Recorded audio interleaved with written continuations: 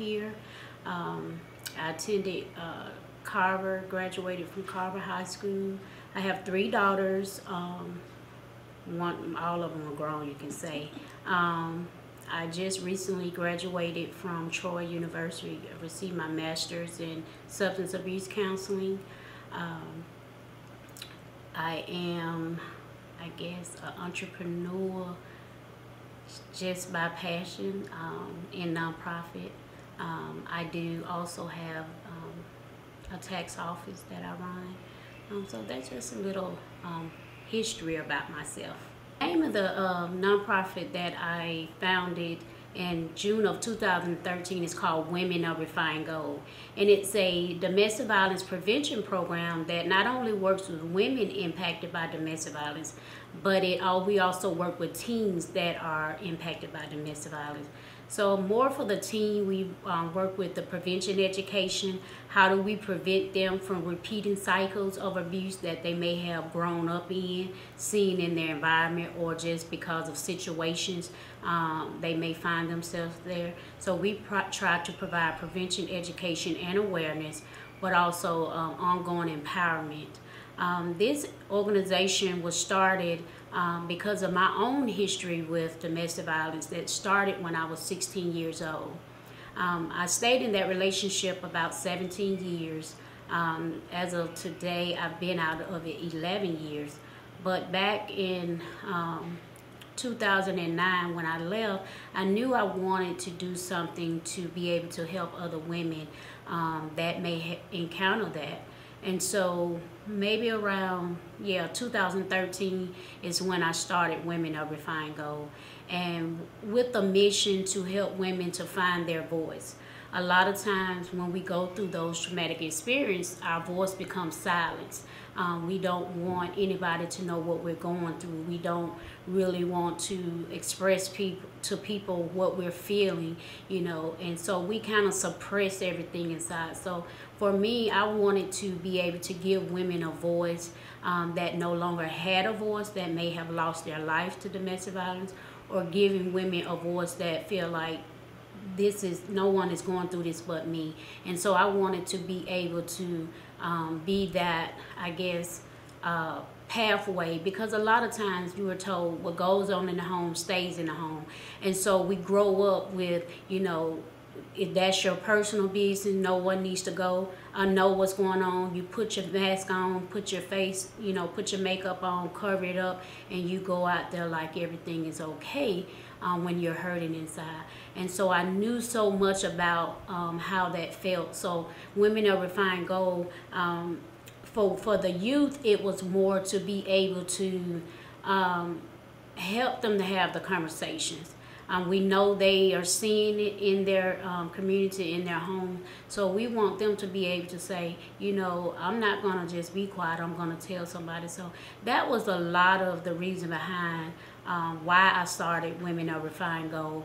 And with no experience in nonprofit, but just a passion to help other women that was hurting, because I knew the pain also well. So that's why I wanted to be able to make a difference in an area that we just don't talk about in our community, and bring it, you know, make it the name domestic violence ring out, so people don't feel isolated. Some of the struggles that we had when starting the nonprofit was just getting people to open up about what they had gone through,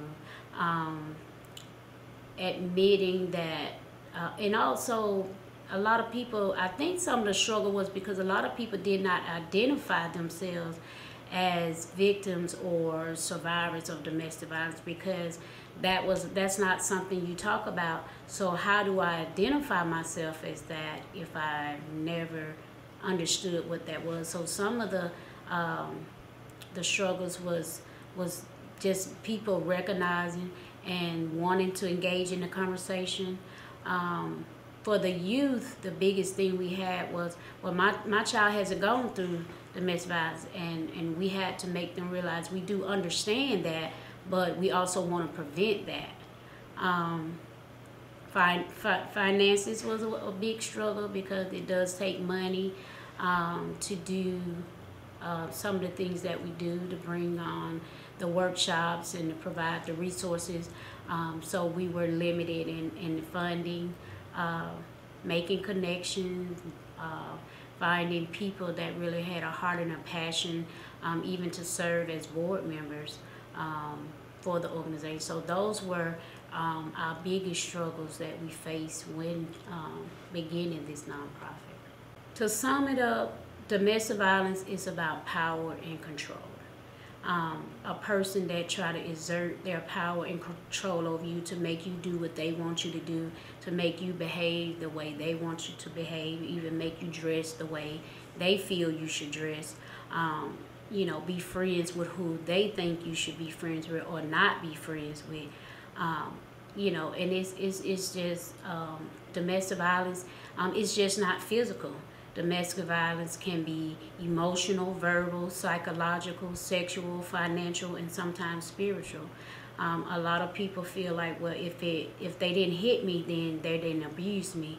But realizing there are so many other types of abuse, and also realizing that with the emotional and the psychological, to me that sticks longer because you're rehearsing those things over and over in your mind. So you begin to believe those things that are being said to you to bring you down. The physical, it hurts, and then it gets better. But the emotional and psychological, it sticks longer. And abuse can come in even technology abuse. A lot of people don't think about that. A lot of the teenagers experience that, but also adult women too, where the excessive texting, sometime even with the what they call it, the sexting with the young teens, they experience that. They get into a relationship and do things, and then the person threaten to show people the videos. So you have to think about sexting is also a type of abuse. Technology abuse, where the excessive calling, excessive texting. Some people think, well, they just like to text me and find out what I'm doing, where I'm at. But there is a line and a boundary. If they get mad if you don't answer the phone when they call, and so they continue to call your phone. So that technology abuse is also definitely a big thing that goes on with a lot of our teenagers. But it also is happening to the adult women as well, with the obsessiveness through technology, email, things of that nature. So just knowing that there's more than one type of abuse, and it's not just physical. Some of the signs of abuse, it could be isolation, withdrawal.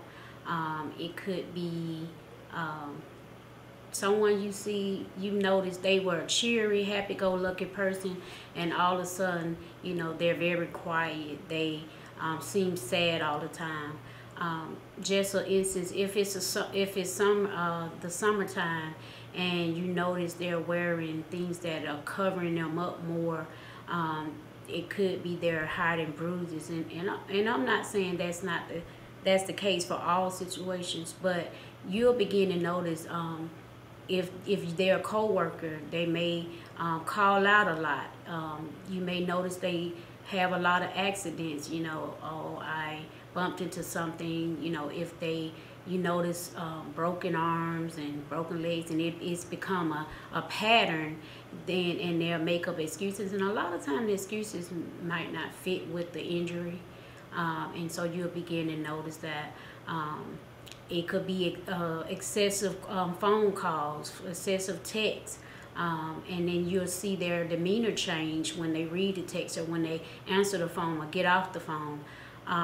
Those could be signs of abuse. If they don't hang out like they used to. Just say, for instance, you're used to having girls' night out or doing things together, but they've gotten in this relationship, and all of a sudden those have changed. And so, every time, they'll say, well, me and such are doing this, and we're doing this. And so a lot of times that's part of the isolation, where they try to isolate them from their friends and convince them, they're not good for you, you don't know, you hang around. And so they'll change their behavior just to keep peace in the relationship. Those could be signs of abuse that may be going on. We have not gotten any males through our organization, and I think a lot of them, maybe the name may make them think it's only women that we serve. But although women and teen girls is our target population, we do still, when we have events, when we have discussions, we like to include men.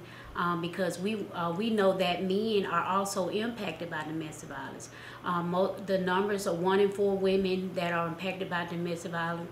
It's about 1 in 12 high school students that will also experience domestic violence. And I want to say with the men, it's about 1 in 7 that will experience. And so we do know that this is an issue with men that they don't talk about. But although we don't provide services, we will give them referrals or resources to connect them to for someone that can help them. But for the most part, we include men in a lot of the workshops or discussions, and because for our organization, I'm interested in just from the male side, and also understanding as we are educating the young girls and the women that the men have to be educated as well. The advice I can give to someone that is in need of help of domestic violence is speak up. Don't be afraid to share with someone what you're going through. Find that one person or whoever, that person that you really can trust and you feel that they're going to listen to you, they're not going to judge you, and they are going to believe you when you tell them that you're going through this. That's the biggest thing, and not being afraid of worrying about what people think of you, because you just may be saving your life just by telling someone and sharing with someone what you're going through, because it's such a hush-hush. Some women die in silence, and people are saying, well, I didn't even know she was going through that. I didn't realize it. And so a lot of times it's not so much as that that the person that's giving the answer is really looking for an answer, but they just want to know somebody cares. So if you encounter someone that is telling you that they're going through that, and I don't care if they say, well, I've been trying to leave, I'm scared to leave, I don't know how to leave, just be patient with them, because fear does keep people in situations longer than they want to be, and it's not that easy to walk out. And so just being that friend that they need, and when they're ready to, and then, one big thing I tell people, you can't make a person leave until they're ready to leave. So your biggest thing is not keep encouraging them to leave, because you want to give them the power to be able to make that decision on their own, so they won't feel like, well, I just left because you told me to.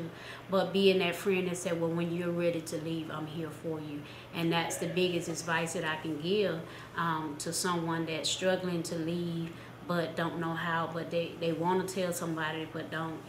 And that's a big reason why a lot of people don't tell, because they're afraid of being judged. So just being that supportive friend, like, you may get tired, you may get weary, and you do have to set your boundaries, but just realize they need you. Rather they keep making bad decisions. When it's time, they're going to walk away. They're going to get out of the situation, but knowing they had someone that was on their side will make the biggest impact for them. A lot of people, when the month of October come in, and a lot of time you ask people, well, what do you think about in the month of October? And a lot of people, it's either breast cancer awareness or Halloween. Not too many people know that October is Domestic Violence Awareness Month. And many may not know that February is Teen Dating Violence Month. But what I would like to, if I could leave anything with you, is that we have to do better in bringing awareness to abuse. And it's just not happening in October. It's happening 365 days out of the year. And we have more people, when it comes to domestic violence and breast cancer awareness, the two things that we do know, that they both impact women but also they both can kill women. So we have to raise our voice just as loud for domestic violence as we do for breast cancer awareness. And maybe a lot of people don't, because it's like what goes on at home stays in the home. You don't tell your business. And so when we talk about health awareness, it draws a different type of sympathy from people. But when we talk about domestic violence that also affects us, we shy away from that. You know, we pull back. You know, hey, no, I don't want anybody to think that's me, even if it is me. We have got to raise our voices. We have got to do more awareness, not just in October, but all through the year, because so many people are suffering in silence. Your next door neighbor, you know, because you're gonna put on your best face. You're gonna make your relationship look like it's the best, but you are hurting. We don't want to keep continuing to lose young ladies, women to abuse because we refuse to talk about it. We refuse to address it. And we have got to get it out on more platforms than just having it as a private conversation. But we got to make it public. We want people to show up in numbers, be unified, because how do we break the cycle? We have to talk about it. We have to bring awareness to it.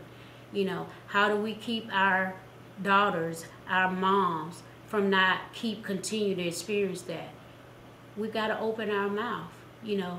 And it's not so much to bash the person that's abusing, but it's to bring light to it that this thing is going on, this thing is happening. What can we do? Even if we're just there as a friend, even if we just take time and write down, I noticed my sister or my cousin had a black eye today. I noticed she had a bruise on her arm, because a lot of women don't talk about it. A lot of women don't tell until it's too late.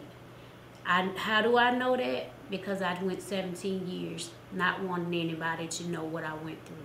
But I realized when I came out that the more I kept quiet, the more the enemy had to hold over my head to make me feel shame, to make me feel rejected. And those are some of the things that women go through: the rejection, the shame, the low self-esteem. So we got to do our part to help them become re-empowered so that they can help the next person. You know, when we talk about domestic violence, it's not so much to tell our business, but it's our testimony can help so many other people that felt like they were the only one and that there was no way out, because that was my story. This is my life. This is just how it's going to be. I did nothing. But when I began to change how I felt and say, no, this is not my life, this is not how it's going to be, I began to do something. I began to figure out I got to get out of this situation, because at this time I had 3 daughters that was watching me, and I didn't want that cycle to continue with them. How do we break the cycle? We talk about it. We talk about it, and we talk about it some more. So if we can do anything else, when October come in, raise your voice just as loud as you would for breast cancer awareness or any other awareness that we have through the month of October. We have a website. If you would like to contact us, it's www.worginc.org. We are on Facebook. We can be contacted through the inbox. We have an office phone, 334-877-7013. You can call us, you can text us on that number. You know, however, even through our website, you can go to the contact page for if you need to contact us for any resources, any assistance that you may need. Those are the 3 ways that you can contact us.